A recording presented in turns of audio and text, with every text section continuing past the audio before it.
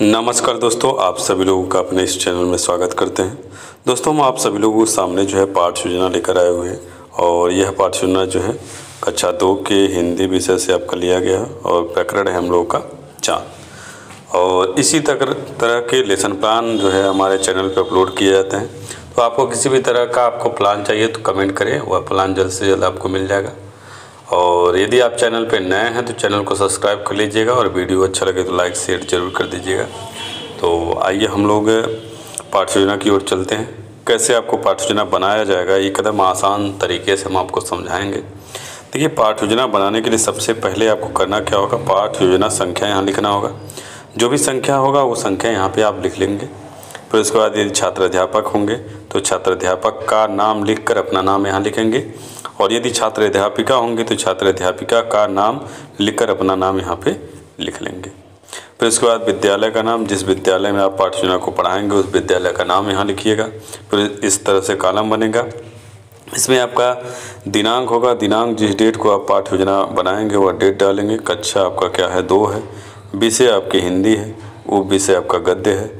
कालांश यानी कि घंटी कौन सी है वह घंटी आप लिखेंगे। प्रथम, द्वितीय, तृतीय, चौथी, पांचवी जो भी है घंटी लिखेंगे। अवधि आपका 40 मिनट का।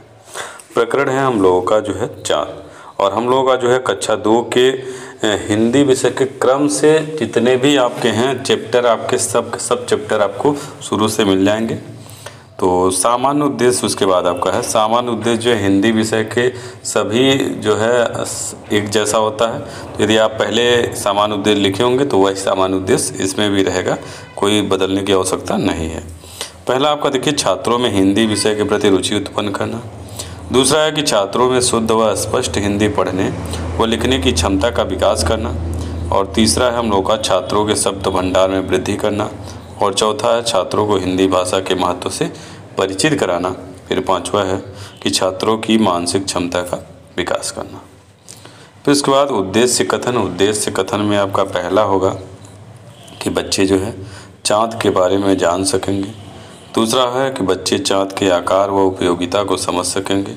और तीसरा है कि बच्चे रात में चाँद को देख सकते हैं।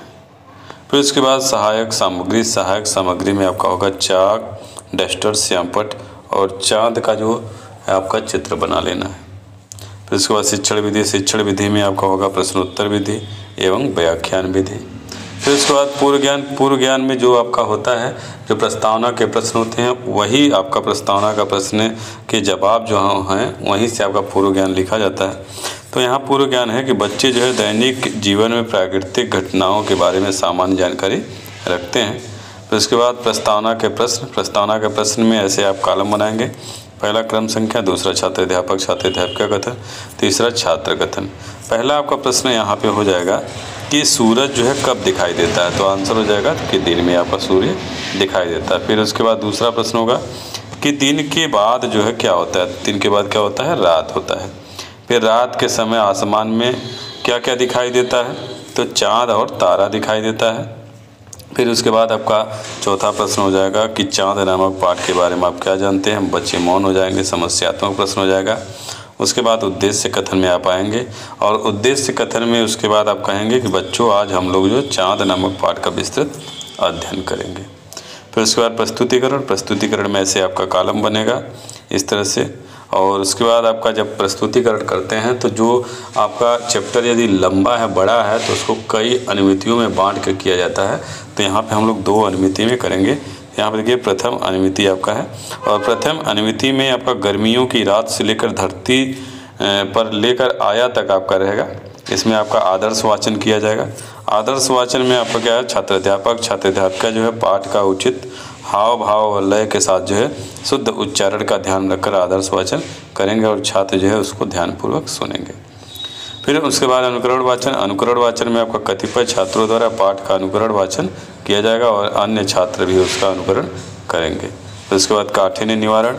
काठिन्य निवारण में आपका छात्र अध्यापिका जो है पाठ के कठिन शब्दों का उच्चारण करेंगे और छात्रों को उच्चारण करने को कहेंगे, और छात्र जो कठिन शब्द का उच्चारण करेंगे। फिर कठिन शब्द यहाँ पे देखिए आपका शब्द अर्थ में अब्बू का मतलब होता है पिताजी, चमक का मतलब होता है प्रकाश, जरूरी का होता है आवश्यकता, और चमकना का होता है, चक्कर का होता है घूमना, चट्टान का होता है पहाड़ पर्वत, रोशनी का भी होता है प्रकाश ही आपका होता है।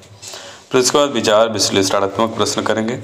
प्रश्न आपका पहला होगा, साबिर ने सना को क्या दिखाया? तो चाँद दिखाया, क्योंकि आप आदर्श वाचन किए हैं तो बच्चे कुछ प्रश्नों का जवाब देंगे, कुछ का हो सकता नहीं भी दे भी सकते हैं।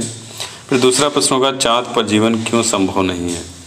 उसके बाद बच्चे मौन हो जाएंगे। फिर उसके बाद आप व्याख्या करेंगे। व्याख्या में आपका होगा, गर्मियों की रात थी, साबिर और सना अपने अम्मी और अब्बू यानी पिताजी के साथ जो है छत पर बैठे थे। आकाश में चाँद दिखाई दिया। चाँद जो है गोल गोल थाली जैसा था। यह देखकर साबिर बहुत खुश हुआ।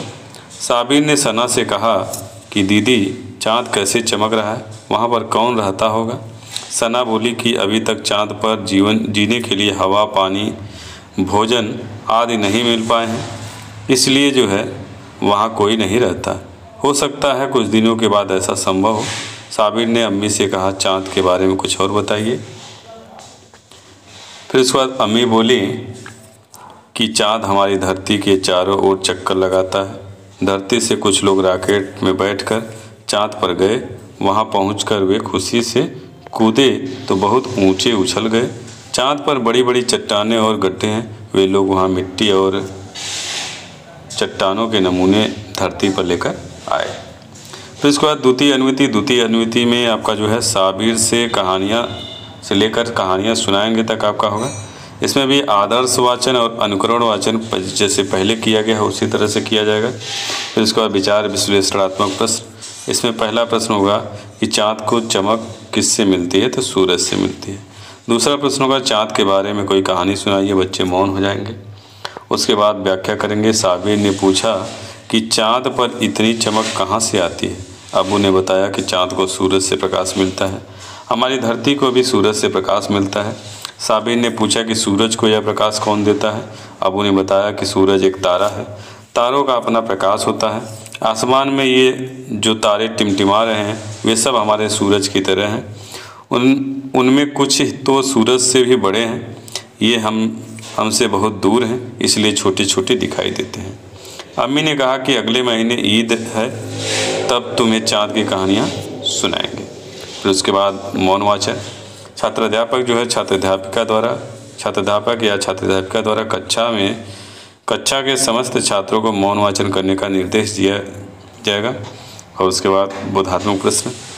बोधात्मक प्रश्न में पहला आपका प्रश्न होगा कि आकाश में चाँद कैसे दिखाई देता है? दूसरा प्रश्न होगा, किसने कहा कि अभी चाँद पर जीवन संभव नहीं है? तीसरा होगा, सूर्य क्या है? फिर श्याम पटकार में छात्राध्यापिका जो है छात्रों को काठिन्य निवारण अपनी कॉपी पर लिखने को कहेंगे। फिर निरीक्षणकार में जब छात्र जो है श्याम पटकार कर रहे होंगे तब छात्राध्यापिका जो कक्षा में घूम कर निरीक्षण करेंगे। फिर इसके बाद पुनरावृत्ति के प्रश्न में पहला होगा कि चाँद किसका चक्कर लगाता है। दूसरा है कि चाँद को चमक किससे मिलता है। तीसरा है कि रात में आसमान में क्या टिमटिमाते हैं। फिर उसके बाद गृहकार में आपका यदि सूरज जो है नहीं होता तो क्या क्या नहीं होता, अपनी कॉपी पर आपको लिख कर लाना है। आप अपने तरीके से भी गृहकार दे सकते हैं जो आपको अच्छा लगेगा। तो ये आज का हमारा पाठ योजना रहा।